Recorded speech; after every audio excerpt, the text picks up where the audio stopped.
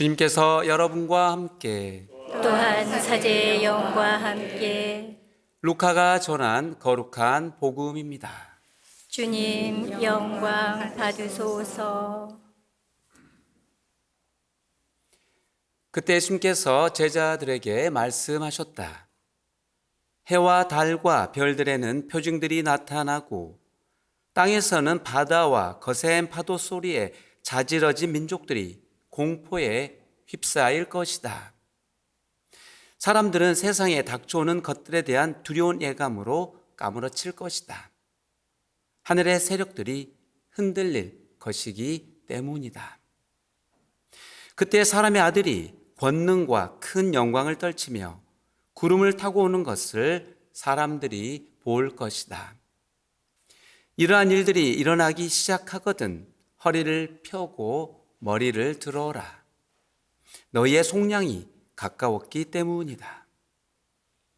너희는 스스로 조심하여 방탕과 만취와 일상의 근심으로 너희 마음이 물러지는 일이 없게 하여라. 그리고 그날이 너희를 덫처럼 갑자기 덮치지 않게 하여라. 그날은 온 땅 위에 사는 모든 사람에게 들이닥칠 것이다. 너희는 앞으로 일어날 이 모든 일에 벗어나 사람의 아들 앞에 설 수 있는 힘을 지니도록 늘 깨어 기도하여라. 주님의 말씀입니다. 그리스도님 찬미합니다. 참예수님, 찬미 예수님. 네, 가톨릭 교회는 전례력으로 대림 제1주일을 한 해의 시작으로 지냅니다. 그래서 또 세속의 달력에 앞서 저희는 먼저 새해를 보내게 되는 것이죠. 오늘이 새해 첫날이 되겠습니다. 그래서 사실 저희는 그런 인사를 나눌 수 있겠죠. 새해 복 많이 받으십시오. 근데 저희는 신앙인이기 때문에 주님의 축복을 많이 받으십시오. 이렇게 인사를 나누는 것이 좋을 듯 합니다. 그런데 올해 새해는 2025년 새해는 우리 신앙인에게서는 아주 뜻깊은 특별한 한 해가 됩니다. 왜냐하면 바로 25년마다 교황님께서 선포하는 희년이기 때문입니다. 올해가요. 그러니까 25년마다 희년이 선포됩니다. 25년 전 우리는 2000년에 희년을 맞이했고 또 25년이 지났습니다. 다음 희년은 이제 2050년에 맞이하게 됩니다. 그렇기 때문에 2025년 이 한 해는 저희가 뜻깊게 보내야 합니다. 그래서 12월 24일 성탄 전날 로마 베드로 성당의 성문이 열리면서 희년은 시작합니다. 프란치스코 교황님이 선포하신 희년의 메시지는 희망입니다. 희망. 우리 신망의 삼덕 중에 하나인 희망입니다. 우리 구원의 문이신 예수님과의 인격적인 만남을 통해 미래에 대한 이 불확실성, 그걸로 인한 불안과 걱정, 염려, 이런 것들을 주님께 향한 굳은 신뢰를 바탕으로 평온함과 확신으로 여러분들이 바뀌시길 개인적으로 기대해 봅니다. 우리가 간절히 기다리는 예수님은 진짜로요, 우리의 희망입니다. 예수 그리스도는 이 미래에 대한 벅찬 기대와 우리 삶의 행복을 가져다 주시는 희망 자체입니다. 그러면 우리는 이 2025년 한 해를 예수님과 함께 기쁘게 보내야 되겠죠? 그래서 이번 이 대림 시기는 더욱더 저희가 설레는 마음으로 주님을 기다리며 기쁘게 보내야 하겠습니다. 대림 시기, 예수님을 기다리는 시기죠. 여러분들 누군가를 간절히 목 놓아 기다려 본 적이 있으십니까? 정말 애타게 말이죠. 사람이 아니더라도 혹시 사건이나 무엇인가를 애타게 기다려 본 적이 있습니까? 저는 이 작년 한 해 복되게도 안식년 휴가를 받아서 정말 주님 안에서 기쁘게 보냈습니다. 그랬는데 이제 이곳저곳 많이 돌아다니다 보니까 비행기 탈 일도 많았죠. 그래서 이 공항에 갈 일도 많고 공항에 가서 기다리는 거는 이미 비행기였죠. 비행기 타는 것을 참 많이 기다렸습니다. 그래서 공항에 일찍 도착하여 이 탑승 수속을 마치고 또 들어가서 입국 수속도 하고 그런 다음에 게이트에서 비행기가 오기를 기다리죠. 비행기가 정시에 출발하면 너무너무 좋은데 때로는 안타깝게도 지연이 되기도 합니다.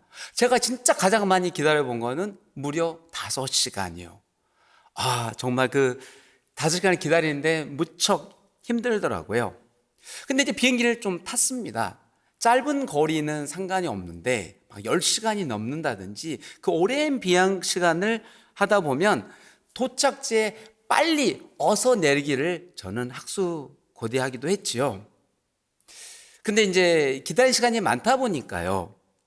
탑승을 기다리는 그 순간에 짬짬이 시간을 내어 순례 여정에서 느낀 소감을 이렇게 글로 적어보기도 했습니다.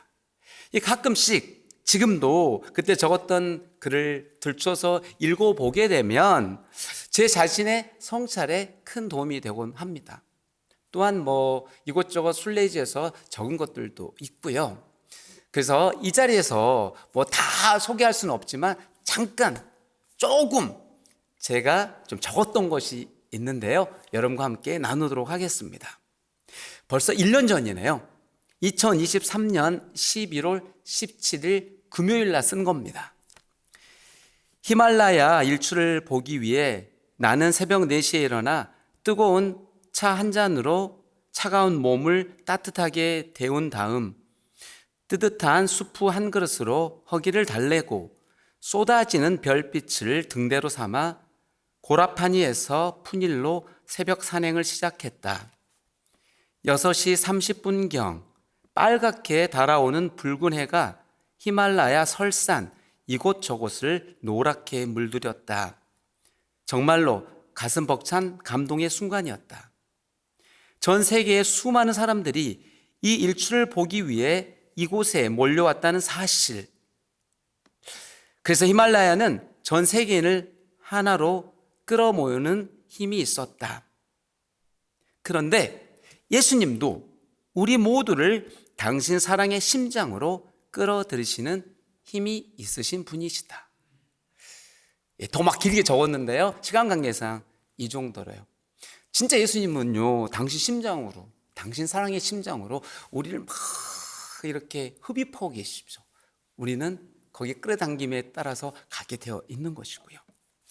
어쨌든 우리가 사람이건 사건이건 무엇인가를 애타게 기다린다는 것은 우리 자신이 가지고 있는 소원이 간절히 이루어지기를 바라는 그 염원이 우리 내면 안에 깊숙이 깔려있기 때문이죠. 예를 들어 연인들이 있다고 봅시다. 연인들이 서로 만나기로 했습니다. 어떨 것 같습니까? 사랑하는 사람이 너무너무 보고 싶어서요. 그 약속 시간까지 못 기다려서 약속 시간에 먼저 가게 되죠. 얼른 만나고 싶어서. 그러는 거죠.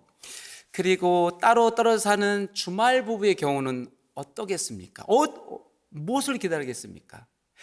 주말이면 가족을 만날 수 있다는 그 희망으로 주말이 빨리 오기를 애타게 기다리겠죠.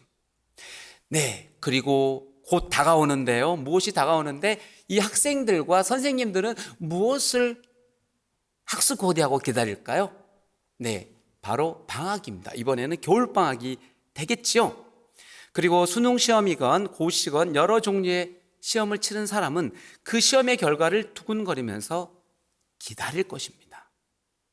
자, 그렇다면 우리 사랑하는 청라삼동 성당 교우 여러분, 또한 시청하고 계시는 우리 시청자 여러분, 여러분은 무엇을 애타게 지금 기다리고 계십니까?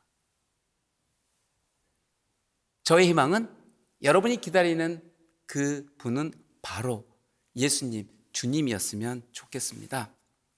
제가 앞서 말씀드렸다시피 대림 시기에는 우리가 기다려야 할 분은 바로 희망을 안고 오시는 아기 예수님입니다. 예수님은 하느님이셨지만 우리 인간의 구원을 위해 누추한 마구간에서 연약한 아기의 모습으로 우리에게 오셨습니다. 하느님이 사람이 되신 이 놀라운 신비는 우리 인간이 천지창조 때 하느님께서 당신 모상대로 만드신 우리 인간의 그 원래의 모습으로 복원하여 주시고 우리 모두 그리스도 안에서 하나가 되게 하시려는 하느님의 놀라운 자비이며 배려입니다. 그러므로 대림 시기는 사람이 되신 예수님의 신비와 함께 과거의 틀은 그냥 깨버리고 배려와 존중 그리고 이해와 나눔을 살아가도록 우리 모두에게 희망을 가르쳐 줍니다. 네, 이번 희년의 주제도 희망인 거고 우리 이번 대림 시기도 희망인 것이고 이해와 나눔을 살아가도록 우리에게 희망을 가르쳐 주는 이 대림 시기 정말 잘 보내고 싶습니다. 한편 교회는요, 이 대림 시기에 예수님을 기다리는 자세로 두 가지를 요구하고 있습니다. 바로 회개와 속죄입니다. 희망과 하느님 나라를 선물로 가져오시는 아기 예수님을 맞이하기 위해 먼저 우리 자신을 진지하게 돌아보는 시간을 가지라는 그런 의미일 것입니다. 오늘 복음은 재림하실 예수님을 기다리는 데 있어서 우리가 해야 할 일이 무엇인지 알려주고 있습니다.